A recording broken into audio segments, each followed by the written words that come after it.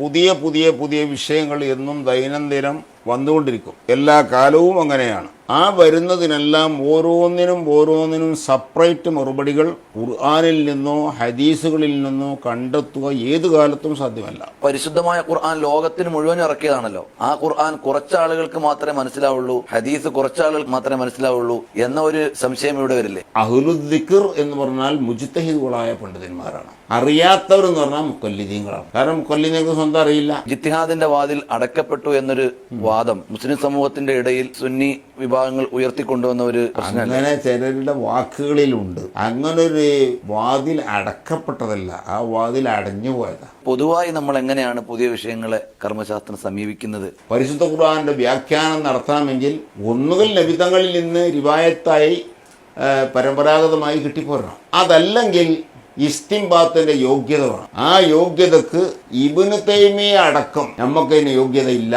കാരണം 14 വിജ്ഞാന ശാഖയിൽ പ്രാവീണ്യം നേടിയ ആളുകൾക്ക് ഈ യോഗ്യത ഉണ്ടാവുള്ളൂ.